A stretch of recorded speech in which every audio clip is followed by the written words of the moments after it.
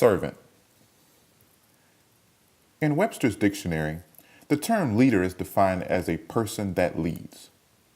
Webster also defines servant as one who serves others. So let's put that together and find out the definition of a servant leader.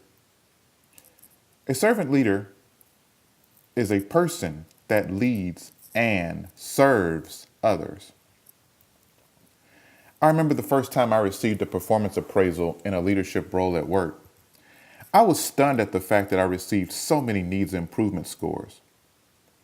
Up to that point, I had only received performance appraisals in non-leadership capacities, and I had always scored exceeds expectations or outstanding. I immediately got defensive and stated my case, telling my manager that I had never received so many low scores in all my years with the company. He went on to explain this little fact to me. He told me that in roles prior, I was scored based on my individual performance. And now I'm a leader.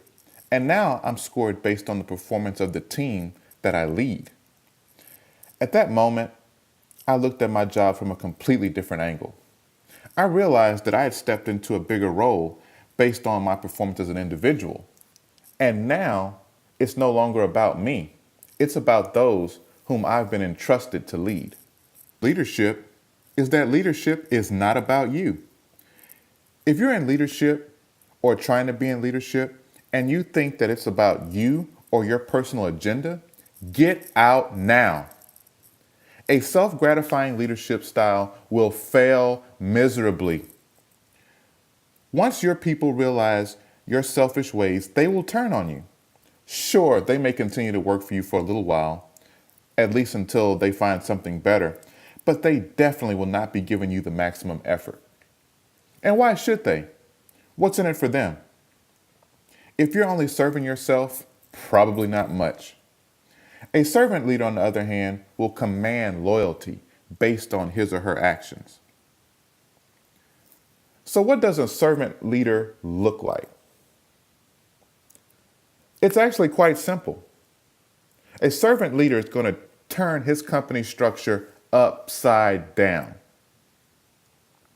Most companies work in the opposite way. They work from the top down.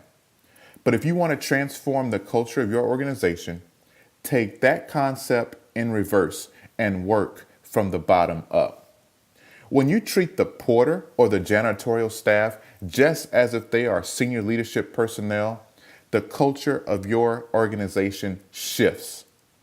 And you will be able to create a special type of energy that you will only get when everyone feels empowered. Here are a few keys to being a truly servant leader. Number 1, humility. Humility is a must. To be a servant leader, one must leave their ego at the door and humble themselves. No one wants to follow anyone that is perceived as being above certain tasks or responsibility or even people. When you're a leader who does not make yourself exempt from the smaller tasks or think it's work that someone else should handle, you are humbling yourself. I'm not saying that you should spend a majority of your time on these sorts of tasks, but do not let yourself get so disconnected that your team feels like you're above getting your hands dirty. Number 2, make the job easier and enjoyable. Make the job easier and enjoyable for your team, but don't do the work for them. This is an area where many leaders struggle. It's a delicate balance being a servant and doing the work for them. I frequently listen to Bishop T.D. Jakes. I heard him say this about business. Don't be so tied up into the business that you forget to run the business. Your time is best spent overseeing the business. While it's important to work elbow to elbow with your team, what is most important is to ensure that your team has all that they need to be successful. This includes, but is not limited to, providing supplies, equipment, facilitating training, adequate staffing to accommodate workload, guidance and direction, as well as encouraging words and feedback. Number 3, care.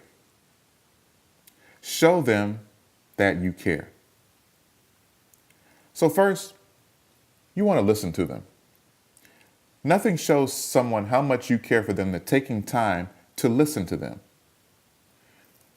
We were blessed to have 2 ears and 1 mouth for a reason. Our Creator designed us to listen more and talk less. However, it is the tendency and the nature of people, particularly those of us in leadership, to want to do the opposite. I want to pose a challenge to you right now. Start listening more and watch the difference in how your team will respond to you. Show empathy, but do not allow excuses or create a culture of complaining. When you listen and are able to sincerely respond with, "I understand," or "I can definitely see where you're coming from," it shows that you're actively listening and that you're genuinely engaged with their concerns. Showing empathy makes you more relatable, and your team will find it much easier to talk to you. Be accessible. Many companies have what's called an open door policy. An open door policy is where employees can go to any leader of the organization, regardless of chain of command, with issues concerning them. Unfortunately, this in many cases is not reality. Oftentimes, leaders become annoyed when they are disturbed, and this sends off a message that the door really isn't open. As a leader, make sure that you're accessible to your team. Of course, as a leader, you will always have an agenda. You'll always have deadlines you need to meet. And yes, interruption after interruption can hinder your ability to meet your demands. The best practice here is to establish office hours that you're available.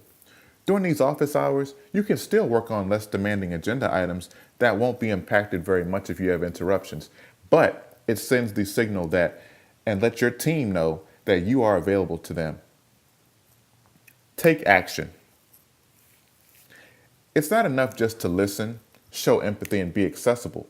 Your team expects you as the leader to follow up on issues, to follow through on promises, and take action where necessary. One thing that sets a leader apart is its ability to make things happen. Not only does this set you apart as a leader, it's your expectation. People expect that you are a leader because of your ability to take action and your ability to move things forward. If you do not take action, your team will not take you seriously and you will eventually lose them. When the stakes are the highest, the spotlight on the leader is greater than ever. Everyone is looking to not only see if you're going to take action, but how you're going to go about taking action. When you take action, make sure that you're fair and consistent in all aspects of the business. Fairness and consistency build trust.